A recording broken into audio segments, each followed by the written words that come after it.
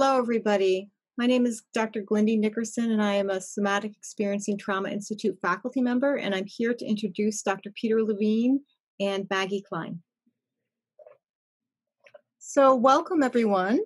I would like to introduce two amazing people who are on our webinar today. First one is Dr. Peter Levine.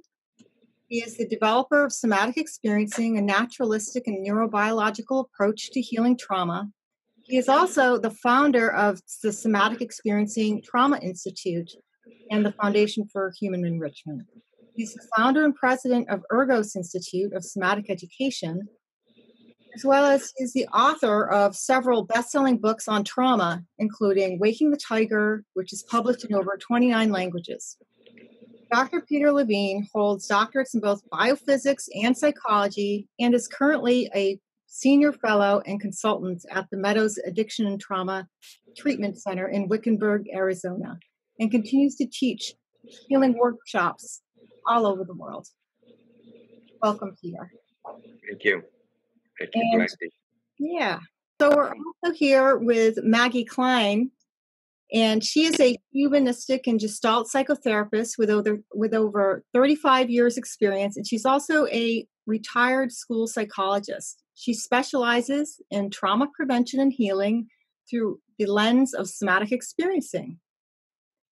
When working with kids and families, she integrates somatic experiencing with art as well as play and dream work. Maggie is a senior Somatic Experiencing International faculty member. She is also the co-author of Trauma Through a Child's Eyes and Trauma Proofing Your Kids with Peter A. Levine, who's also here with us. Now you guys can see the connection between our two presenters. She's as well the author of Brain-Changing Strategies to Trauma-Proof Our Schools, a Heart-Centered Movement for Wiring Well-Being, which is to be released globally soon and used throughout the educational systems in many countries. So I'm so pleased that we are here for the topic of working with children using somatic experiencing. So I'd like to invite... Thank you so much for that lovely introduction, Glyndie. Great. Would you like to share a little bit, Maggie, about how you work with kids? Well, I thought what I'd do is let our audience know that Peter and I are going to have a conversation about this, and I have some practical skills and that are fun to do with kids to help them to be better in tune with what's happening inside. Very often children are frightened or they're sad or they're confused because they don't understand what's going on.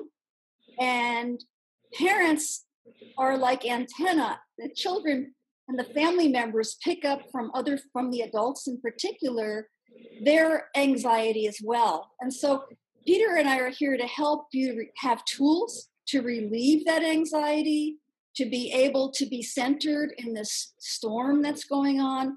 And he's going to talk a little bit about how he works with adults and children. And I'm going to give you some practical, fun things to do with kids that are based on the skills that he taught me when I was a student of Peter's many, many years ago. But I could start with a song and then have Peter. Shall I start with a song? With the song and say a little bit about how you incorporate play, Maggie, because I think that's one of your really powerful tools that you've honed in, that you've developed over the last years. Yeah, I'm actually going to show those. But the important thing is I teach about attachment play, which means to get more closely connected with your family members. And I teach them also how to feel inside. So each family member may have different feelings. And to be able to notice what's happening inside as well as in the family. And then I teach games to practice those skills of going inside to do what's I call checking the weather report. How is the weather inside? Is it cloudy today? Or is it sunny? Or do I feel like there are some clouds and it may even rain and I'm a little bit frightened because of it? or maybe I hear thunder inside, or I feel thunder in my belly. So I whatever you do with children, one of the important things is for you as parents and teachers and caregivers to, first of all, feel your own sense of your own ground. Like Mr. Rogers, I suggest taking your shoes off and feeling the floor so that you can have some sense of your own balance, and then pause and take a breath and pay attention to what's going on internally inside of you, so that the family doesn't have contagion with emotion. We want happy contagion, or contagion that says it's okay to feel not so good, and I will help you with it as your parent.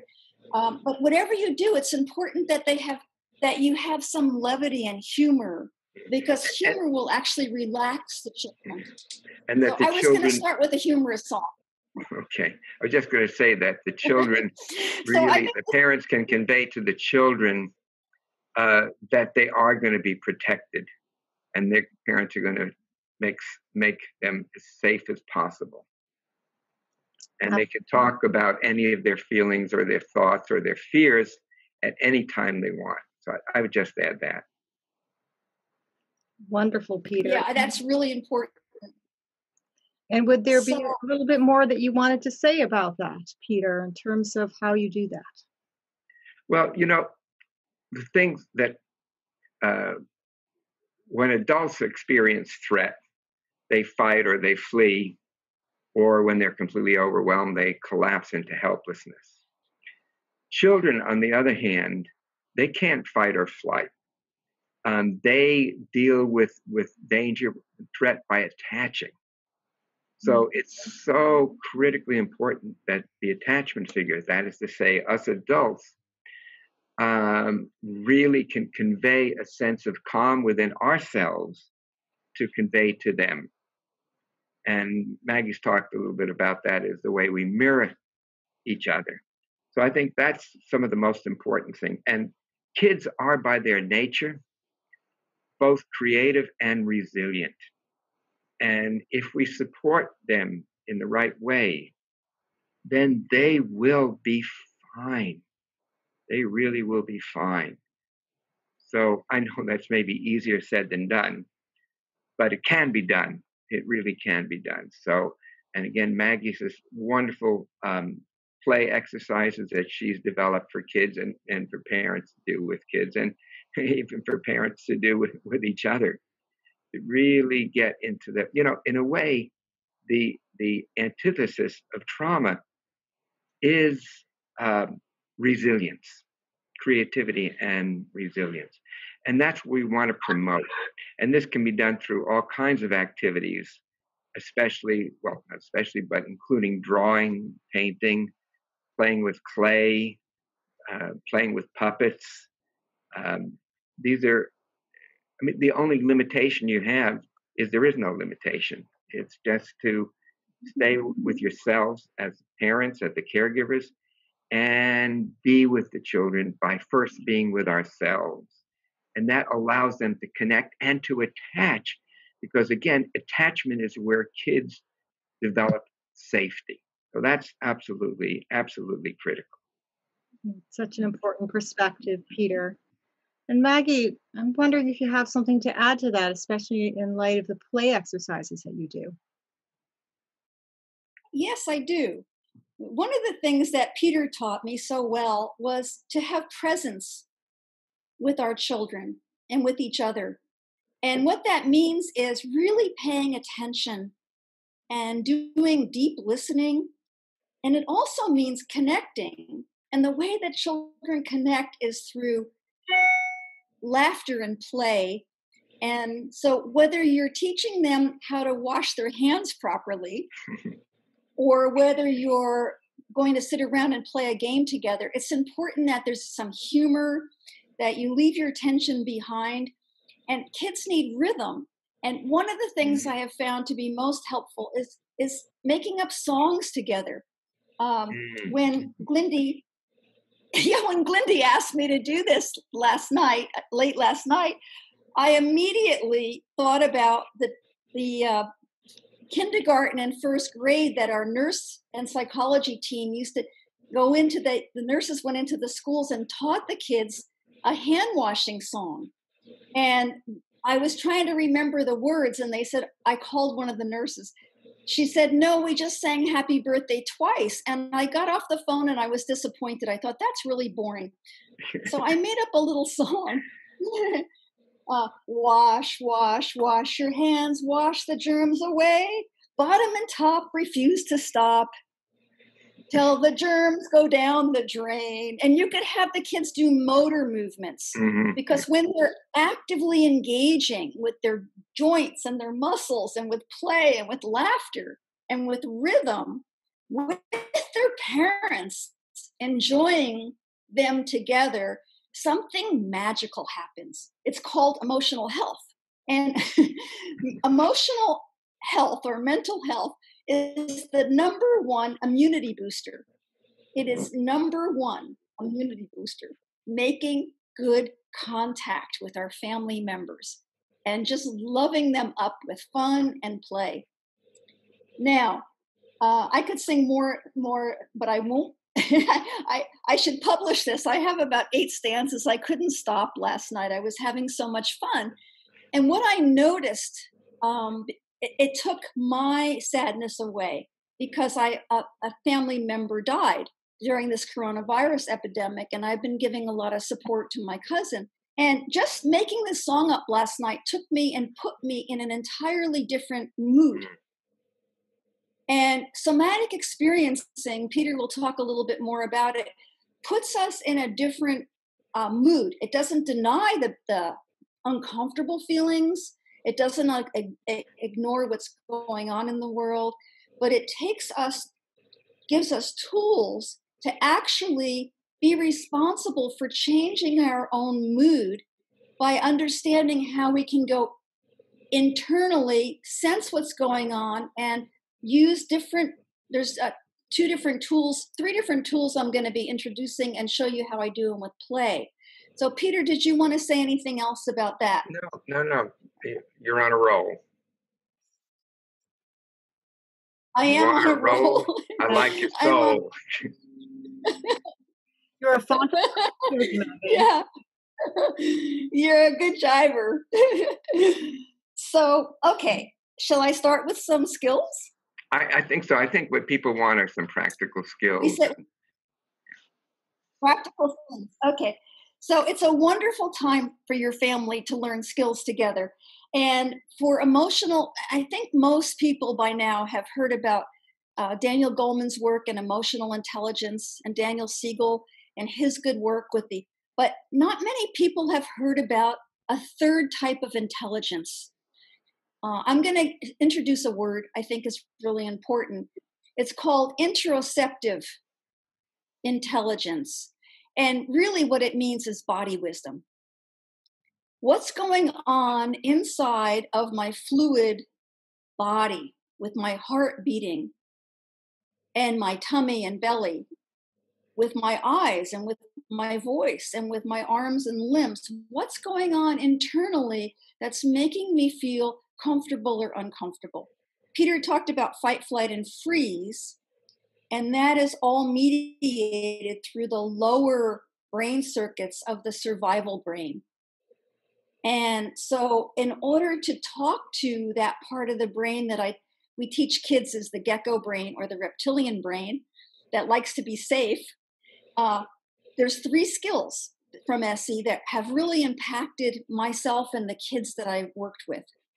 And one of them is tracking the internal body wisdom or the internal sensations that come from the lower brain. They don't come from our thinking brain. And lots of times, parents, they want to be upbeat and help their kids be positive. And so they'll recommend that they something happy, but the child may try to please the parents and pretend they're happy or think they're supposed to be happy, and maybe they're not. Maybe they're frightened. Maybe they're mad that they can't see their friends. Maybe they're upset. I feel so sad for students that were ready to graduate.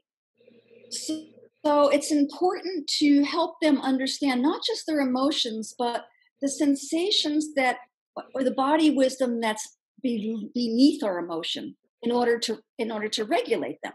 And so one of the things I love, so this is a grab bag game. It's a surprise grab bag, and the kids love this. I've done it with high school kids. I've done it with teachers, adults, and they close their eyes and they have to feel around and pull something out. And, oh, what do I have? They can't look, and they have to feel it and see if they like it or they don't like it. And I am feeling something I don't like so much, actually. It's rough. And you get the kids to describe how it feels first on their skin, because that's easy. It's rough. I don't like it. It's scratchy. It feels like daddy's beard when he forgets to shave.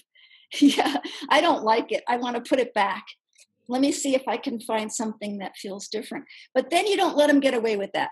You have them say, wait a second, you can pick something that you like, but how do you know that it doesn't feel so good on your hands?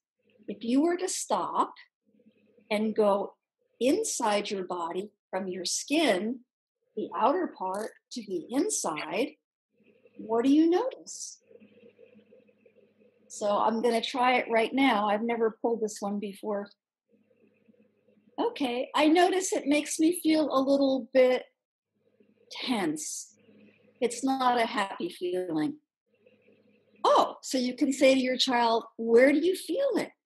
Are you tense in your shoulders? Are you tense in your legs? No, I actually feel scratchy in my throat and tense in my throat. Oh, that's interesting. Would you like to pick something that you like now that makes you feel better? And so I go back to the bag. Oh, I've got something I really like. Now, I feel it. Now, I have to say about half of my kids in classes love it and about half hate it, because some of them say it feels disgusting, which is great. Oh, what is it?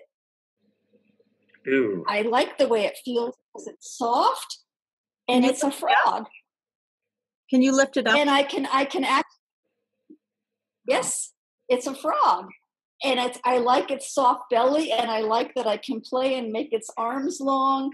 And I like the way it felt before I even saw it. Now that I see it, I like it even better. I can make its mouth move. So then you say, and how do you know you like it? Close your eyes and tell me how it feels on your skin. Because that's easier. Skin is always easier. Well, actually, I like some parts of it and not others.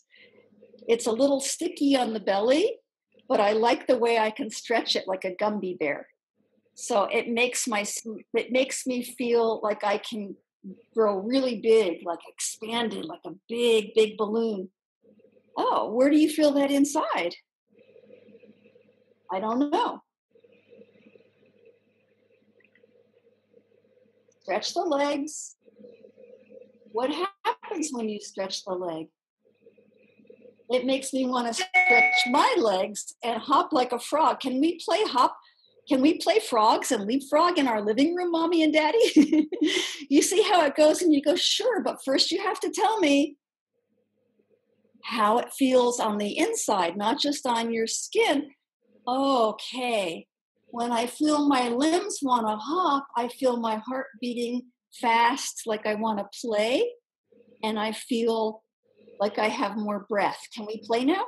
You see how it goes? You'll make up your own stuff. I have everything here, fur and a spider that's hard. You can have simple things around the house like wood and wood and stones and balls. But the idea is you're teaching children how to track what's happening internally at the sensation level and the emotional level. And they're both really important. The emotional intelligence and the interoceptive or body wisdom intelligence, because they come from two different parts of our brain, and they help our thinking brain to have a different mood, a different attitude, a different thought. And I think it's really putting those two parts of the brain together that really is what makes us whole. It makes us the most human. Indeed. I would agree, so that we're not a talking head. Yeah. And these are fun things. Kids love these, adults love them, and they can go, ooh, it's yucky, and show you how they want to toss it away because they don't like it. And it and then you respect it, and instead of saying, oh, why don't you like that? Mommy bought that for you and it was really expensive. How could you say you don't like it? Instead, that you show them how you value what they have to say and what they feel. And it really teaches individuality to families too. Like each sibling may feel differently, and that's okay. One person may love it, another person hates it. And that shows how we're unique and how we include everyone's feelings.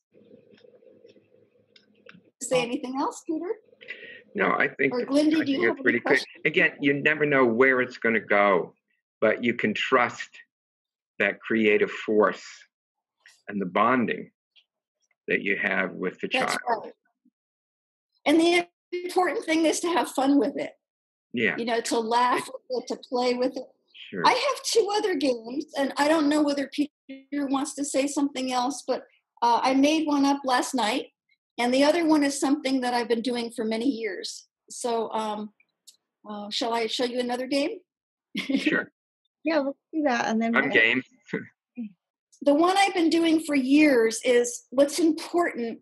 And again, I learned this from Peter in terms of working to regulate our nervous systems, to teach our nervous systems that when our heart races because we're frightened, it can come back down.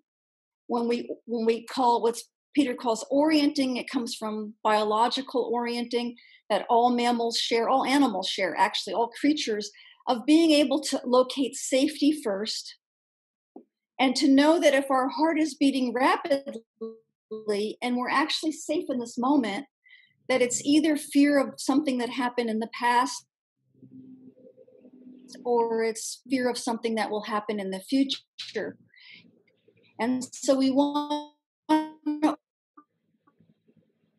orient our children to safe place, nothing that's happening that's frightening. Your heart's just elevated, and we don't know why.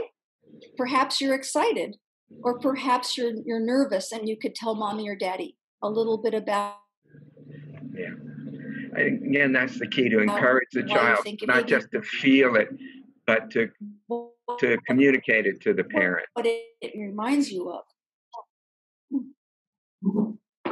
So you can play games with balls, or I like to play a game with juggling sticks with teenagers.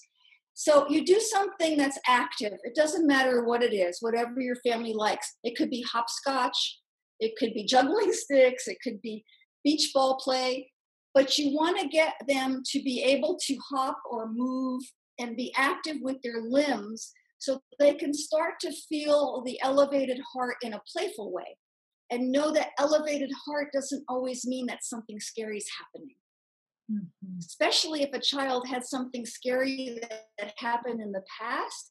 Sometimes when they start to play and they feel their heart beating fast, they say, I don't want to play this anymore. I don't like it.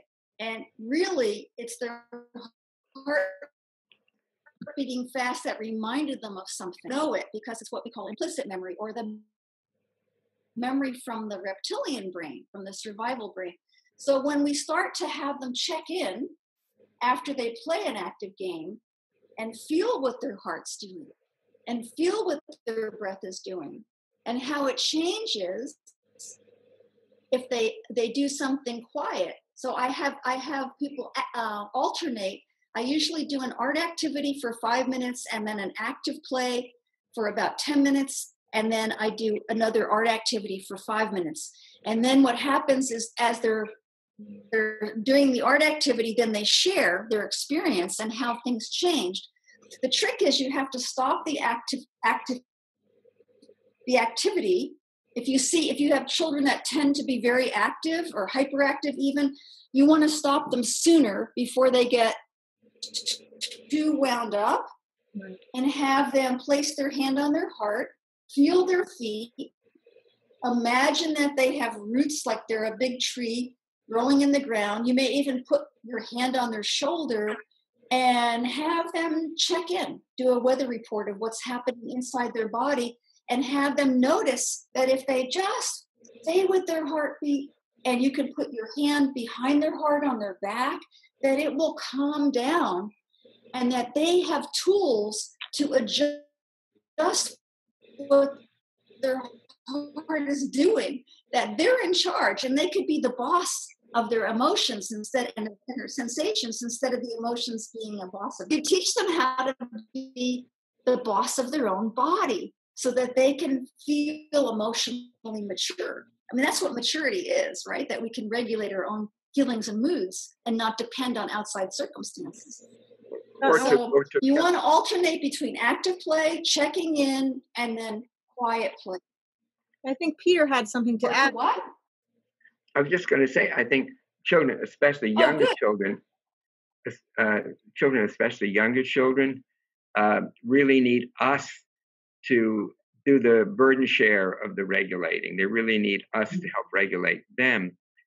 And then after a while, then they develop more of a capacity for co-regulation and for self-regulation. And again, depending on the age of the child or the developmental age of the child, which can change quite a lot when children have been traumatized or when they were in a lot of fear. So we again need to kind of pace them and let them develop these skills progressively, one step at a time, one piece at a time. Wonderful. And I'm curious too, in terms of working with kids, Peter, who are feeling more agitated, how do you work with them to help increase their resilience? One thing that I like, especially with agitation, but with a lot of different feelings, is to have them feel the feelings, the interoceptive intelligence, to really feel the sensations, feel the feelings, and then dance the feelings out, dance the sensations out. And that can be wonderful. Usually when I do that with kids, they just start laughing boisterously. Right. It's a really, and again, it's something that you're doing with the child, and so you're kind of mirroring their dancing, and they're mirroring your dancing, and then it really becomes this back and forth play that is enjoyed by child and parent alike. Right, indeed. And how does that differ from how you might work with a child who's hypo-aroused or shut down? Well, it was shut down. Sometimes a shutdown is like there's a lack of sensation. So rather than having them feel the sensations and then dance the sensations, I might have them start by actually dancing and then to notice what sensations arise as they're dancing, because the dance movement will take them out of the shutdown enough so they can start to feel their inner world, their inner landscape. And that's to increase that wiggle, that social engagement?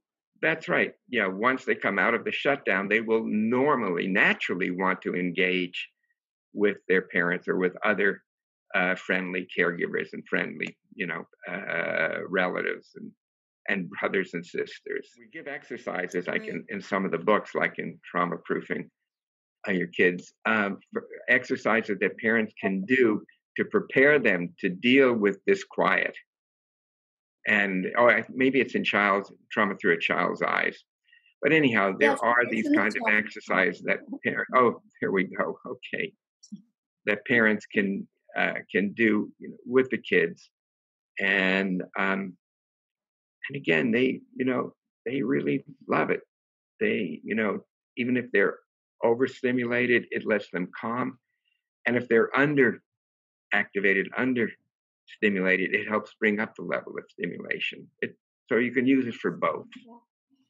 Peter, I'm really happy that you talked about the different ages and stages, because the things I was advocating wouldn't be work. You wouldn't do that with a 3-year-old. The adult would really need to do that. It's about 4 or 5. Children are starting to understand more about their upstairs and downstairs brain, but it doesn't really come together till a little bit later. But I think it's important with children as young as 3 to start teaching them about their brain.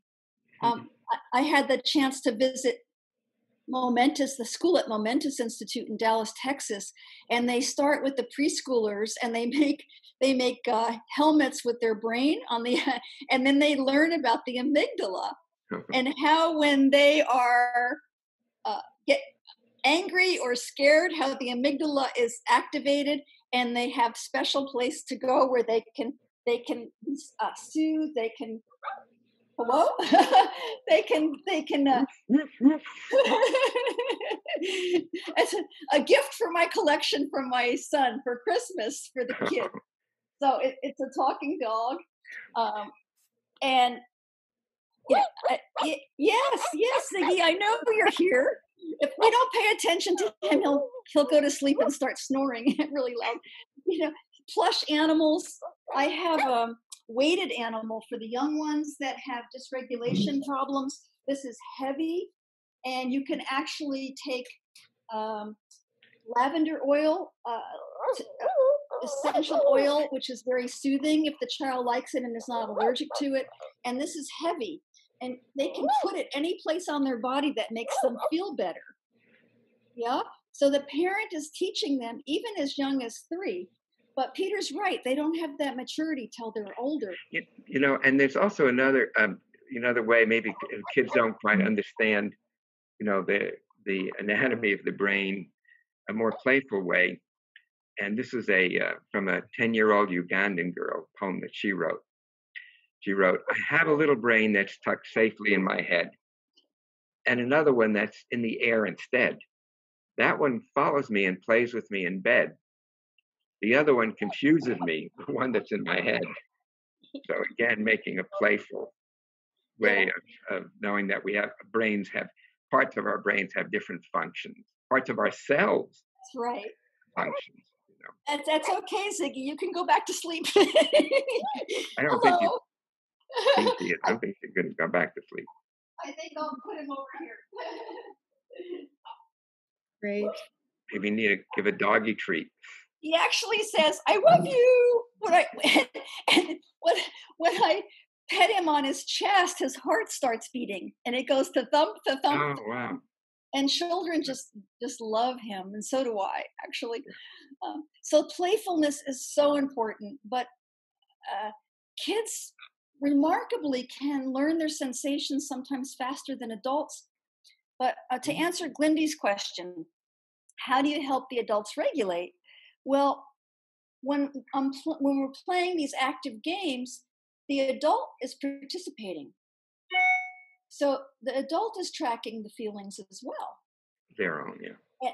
And when I have the kids draw, I couldn't find my gingerbread person, but in the book there's a gingerbread outline. They can color the shapes and the colors of how they feel in different parts of their body, because you want them to locate where they're feeling different things. And I find that extremely useful, even with young children, even with selective mutism. You can have them pick 2 colors, one that's uncomfortable sensation and emotion, and one that's comfortable. I had a little girl pick pink and black, and then she colored where she felt pink and where she felt black. And the mother said, "I can't believe this." She started talking again because she wanted to explain why she felt pink and why she felt black. 6-year-old. So remember, art is a sensory motor activity that is stimulating our implicit brain, our implicit memory, and brings things that they don't even know are bothering them to the surface and can show the adult so you can work with them. But this is what I do. And some kids, when I explain the directions, they get it just like that, and other kids don't. So I do what I just did for you with the grab bag. I demonstrate it to the child or to the to the kids. So I do my own body first. I show them how I'm feeling today. I take a weather report inside, and then I'll go ahead and draw my colors, and I'll show the child the colors that I drew and why I drew them there and what was happening inside. And then all of a sudden they just pick up the crayons and they go for it. I never once had a problem, even with a child who couldn't draw. She wanted to draw, and I had to put my hand over her hand. She had just turned 4, and guide her hand to draw what she wanted to draw until she was able to make the colors. And this is a wonderful way for children to learn about what's going on inside and to show the parents, so that you as the adult can help the child to find places inside that might feel better, and to do with the third skill, which is called, Peter calls it pendulation. It's really helping the intrinsic rhythm of our balance system inside between what feels comfortable and what feels uncomfortable, and to help the child to locate places that feel better. So this is a great way to do it with the colors inside of us. And Dr. Seuss wrote a book I use with autistic children but you could also use it with very young children, called Our Many Colored Days. And each page has a different animal with a different color and how that animal is feeling that day. A wonderful little Dr. Seuss book, My Many Colored Days. And that even got me to have a severely, profoundly autistic boy start to color the feelings inside of his body. So I am so happy you brought up pendulation and used that lovely example. And I'm curious if, Peter, you could talk about how you work with that inherent contraction and expansion rhythm in children. Well, I have a toy. It's called a Hoberman sphere. You mean one like this? Not exactly like this. So I don't have to get mine. So Maggie will demonstrate contraction and expansion. This is expansion, and this is contraction. But when we're scared, you know, we're in a contracted state. And even when we begin to feel it, it feels even more contracted. But then as we help the child follow their sensations and feelings, and then there's an expansion. Then a contraction, but not as much, and then an even greater expansion. And then again, another little contraction, and then a greater expansion. And all life follows this rule of contraction and expansion, whether it's from an amoeba to Albert Einstein. And so you use this tool with the children and describe to them this rhythm using the beautiful colors and shapes of the Hoberman. I use it as a teaching tool, but I also use it to help children to feel to show me what their breath is doing when their lungs and the lower diaphragm are filling or not filling. They can show me how much air is going in, and they can show me when they exhale how much air comes out. And I actually teach parents how to do this with children that have hyperactivity and they had some sort of an early trauma. It's usually medical or birth trauma where they had problems with breathing, and when they start to slow their breath down, they get frightened. So you could do this with eyes open rather than having them lie down and try to relax, and practice so they know that they're safe, and make it, look through it so that you can have a little playfulness, and then have them feel their lungs. And if they're my hyperactive child, he just went like this. This is how my lungs go. So I said, how about if I show you what my lungs are doing, and we do it together in rhythm as a game. Now, this is a little one for Bear. It's Bear size. I've used this with young children. Oh, I use the bigger one with older children and with teens and adults. This because you wouldn't want the little child doesn't have the lung capacity of an adult. So, but what I'll do is I'll show them my rhythm, just like a mother and newborn baby feels the mom's rhythm. They can feel it through my hands, because I learned a little trick from occupational therapists called hand over hand. where they're pulling it, but my hand is under their hand supporting it.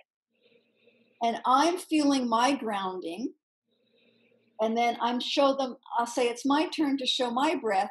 I don't fill my lungs. I try to fill my lungs to approximately what their lung capacity, but then they can feel my inhale and the pause, which is really important. And then they feel my exhale and my pause. And then I ask them when they take their turn, if they can imagine their breath going a little more slowly this time, and to keep their eyes open and to know that they're safe. That you don't have to close your eyes, because when they close their eyes, they can regress back into that, early birth trauma or early medical trauma very easily. So they keep their eyes open, and then magic happens. And kids love it. But the tricky part is getting the parents, you guys, your caregivers, to do it with them at night before they go to bed to relax and have a really deep sleep. Because sleep is so important. With the breath, sometimes I'll do an exercise. I do this with people of all ages, literally, of making the voo sound. So they just take an easy breath and they make the sound voo, as though it's coming from their belly. And you do it together with them, unless the kids want to do it by themselves.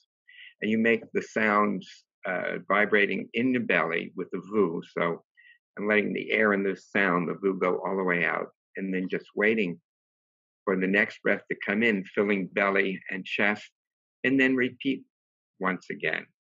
So I'll demonstrate it. And if you Shall want we do a voo together, Peter? Yeah, Shall we do together? We can invite everybody else in as well. We can Let's do everybody 1,000 voo. views. A room with a voo.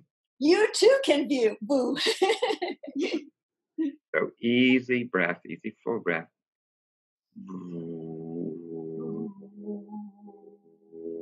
And let the breath and the sound go all the way out. And then let the new breath come in on its own, filling belly and then chest. And once again.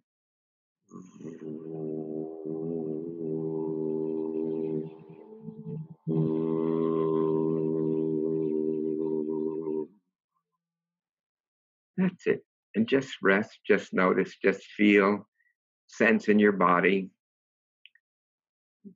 sense your feelings, emotions, any thoughts or pictures that come into your mind's eye. So again, it makes it an interactive thing to do with kids. Peter, it makes me feel very warm inside my entire chest cavity, not just around my heart, but all the way down to my belly. It feels really lovely. Thank you. Sure. And again, kids will be very happy to give you feedback about what they're noticing. Wonderful. I really appreciate that you invited everybody else to do that alongside you, because I think that also gives people that really nice feeling of connection. I wanted to ask you as well, Peter, about biological orienting, and it's something that helps kids who are maybe at home feeling bored, maybe disengaged, maybe not really connecting to their environment. And I was just curious, as that's one of your SE skills of getting into the mainstream and getting the attention out. Right. Well, I mean, you can ask the kids looking around the room and saying, what's the thing that you like the most? And what's the thing you'd like the least? When you look at the thing you like the most, how does that feel inside your body? If you look at the object that you like the least, how does that feel in your body?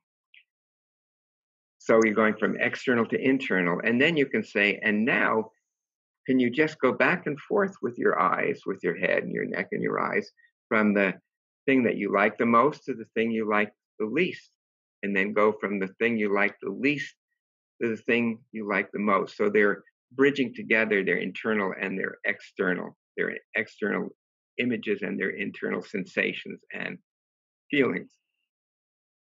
Wonderful. Yeah, and you're getting that sense of opposites. Mm-hmm. Yeah, polarities. Yeah.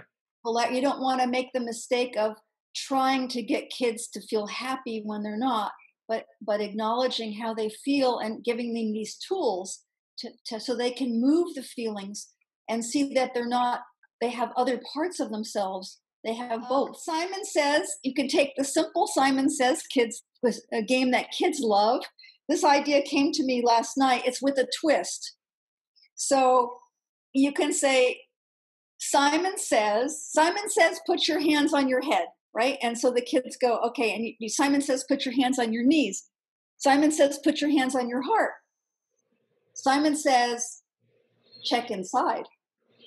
And notice how you feel and how your heart feels inside of you. Simon says, touch your belly. Mm-hmm. Yeah?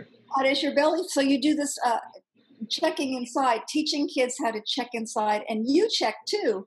And you could say, oh, I'm feeling a little bit like it's dinner time. I'm hungry. I'm going to go make some dinner now. But you can tell the kids what that feels like. It's feeling like a little bit of a empty feeling in there, and I'm starting to salivate thinking about what I'm going to cook for you kids tonight. Right. So you can show them that they have an inside landscape, an internal world. It's not all about what's going on the outside world. It's a balance between the two. Peter, did you have something to add there? No, I think that's good. I think, we've given people a lot of stuff. So don't want to overload you all. All right. So much. I'm going to take a little walk. Great. Yeah. Thank you both so very much for that. All right. Okay. Bye-bye, guys. Bye-bye. Ciao. Beijos. Ciao, ciao.